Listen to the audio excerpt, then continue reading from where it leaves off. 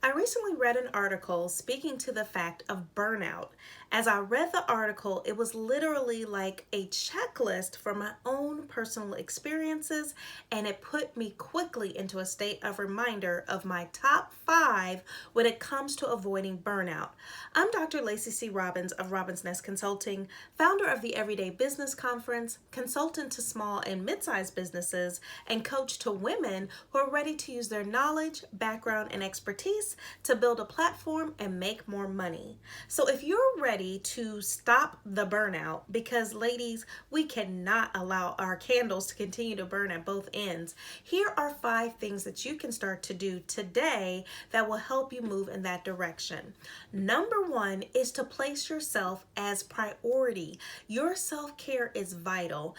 As you know, an empty vessel cannot pour out.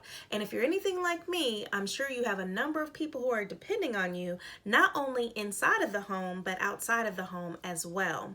So it may be something as simple as unplugging, turning your phone off, or going to bed a little bit earlier, which can help you to start to take more access and more advantage back into your own personal self-care and keeping it a priority.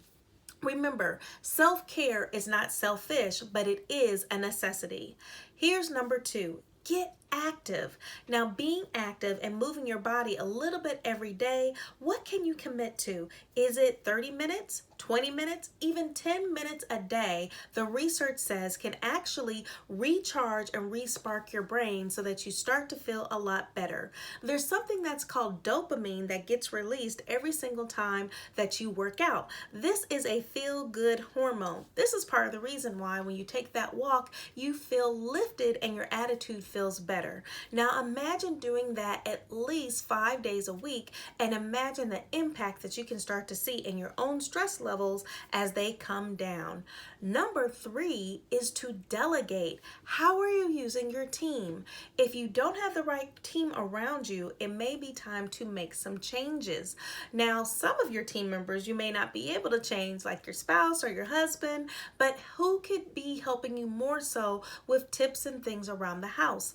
Maybe it's time to get a housekeeper. Perhaps you want to start to send the laundry out to the fluff and fold. These are things that you want to consider because they can all help you to lessen the stress, and in lessening the stress, help to avoid the burnout.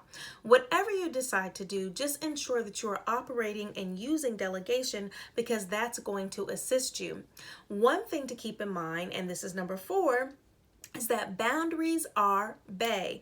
Yes, you want to be able to express your boundaries. You do so through the power of no. And as Anne Lamott said, no is a complete sentence. So if you aren't sure you really want to go to the next big thing or want to take place in the next big thing, simply exercise your power, your superpower, which is the power of no.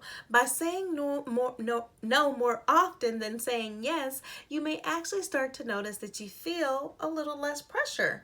Now, if you need a little help with this area, be sure to download my 21 Ways to the Power of No, even to your boss, by clicking the link in my bio or somewhere around this video so that you can be able to access that. And again, it's absolutely complimentary, and it'll give you 21 ways that you can start to say no starting today. Here's my last thing that I want to be able to offer, which is a vacation or a staycation. Well, in this day and age, most of us are staying a lot closer to home, but just taking the time for yourself, even if it's a day a week or a few days a month, you will start to notice a difference in your disposition as your level of relaxation starts to rise and that burnout starts to dissipate. And at the end of the day, that's what we're going for. Remember, there is nothing like using your paid time off because after all, you've earned it and it is a part of your employee benefits. Never be made to feel guilty for taking your sick time or taking your PTO or your paid time off, however your organization may refer to it, because it belongs to you and it's important that you do so. Now, let's not abuse it. But let's keep in mind, if this is going to help you to be a better employee when you return back to work, as the research even describes when you do so, this is something important that we want to keep in mind.